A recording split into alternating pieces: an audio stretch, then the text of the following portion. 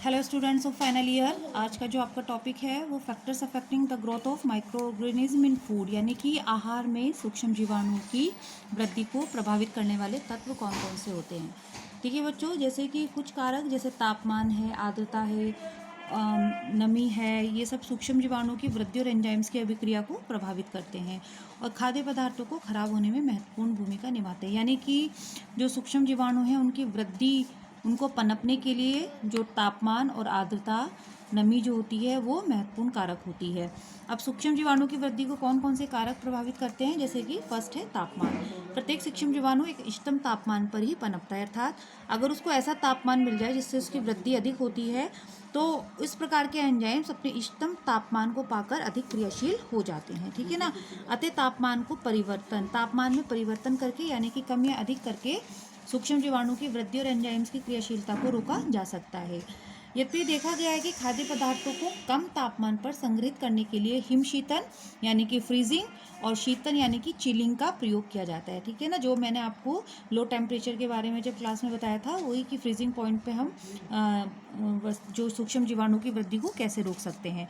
तो हिमशीतन की प्रक्रिया से सूक्ष्म जीवाणुओं का नाश होता है, यानी कि रेफ्रिजरेशन मेथड द्वारा। भोजन में रेफ्रिजरेटर या फ्रिज में संग्रहित किया जाता है, परंतु अधिक समय तक नहीं, क्योंकि याद रखें कि हमें अपेक्षा से अधिक गर्मी और ठंडक दोनों ही खाद्य पदार्थों का निम्नीकरण हो सकता है, यानी कि निम्नीकरण से मतलब खराब हो सकता है। अपेक्षा से अधिक गर्मी से और विटामिन नष्ट हो सकते हैं। अपेक्षा से अधिक गर्मी से पौष्टिक तत्व, प्रोटीन और विटामिन नष्ट हो सकते हैं और आर्द्रता समाप्त हो जाने से भोजन सूख जाता है। उसी तरह से अपेक्षा से अधिक शीतलता को यदि हिमीकरण के दौरान नियंत्रित नहीं किया जाता तो खाद्य पदार्थों की भारी परत और झिल्ली टूट जाती है। नेक्स्ट आता है बच्चों आर्द्रता और सूखापन। एक कारक होता है आर्द्रता और सूखापन। आर्द्रता यानी कि नमी। नमी भी सूक्ष्म जीवाणु की वृद्धि को काफ़ी हद तक प्रभावित करती है।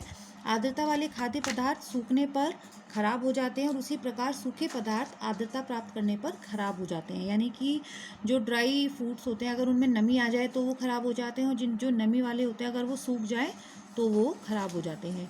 आर्द्रता सूक्ष्म जीवाणु को पनपने तथा एंजाइम्स को क्रियाशील होने के लिए आवश्यक होती है। तो किसी भी खाद्य पदार्थ में उचित तापमान में आर्द्रता सूक्ष्म जीवाणु और फफूंदी की बढ़ोतरी को तीव्रता प्रदान करती है।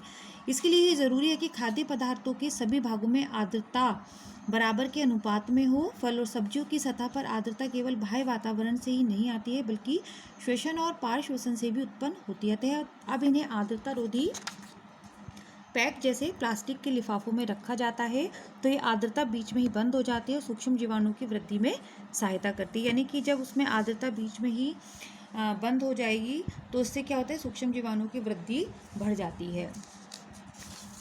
देन थर्ड है हवा और ऑक्सीजन। कुछ विटामिन विशेषकर विटामिन ए है, सी है तथा खाद्य पदार्थों के रंग और खुशबू जो होते हैं वो हवा में, या तो खाद्य पदार्थों को खुला छोड़ देने से उसमें महक आ जाती है, खुशबू आ जाती है, हवा और ऑक्सीजन के संपर्क से नष्ट हो जाते हैं।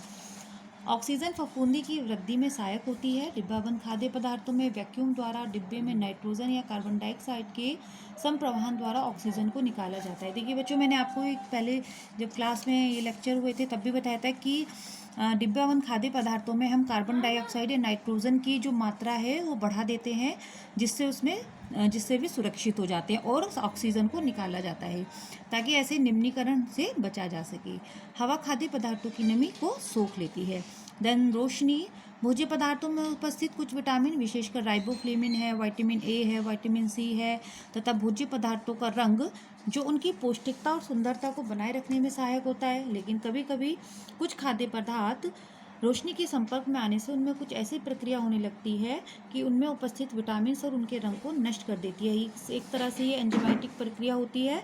इस प्रकार हम कह सकते हैं कि भोजन में सूक्ष्म जीवाणु की वृद्धि को तथा एंजाइम्स की अभिक्रिया को तापमान, आर्द्रता, सूखापन, हवा और ऑक्सीजन आदि प्रभावित करते हैं। थैंक यू गर्ल्स, मिलती हूँ नेक्स्ट लेक्चर के साथ।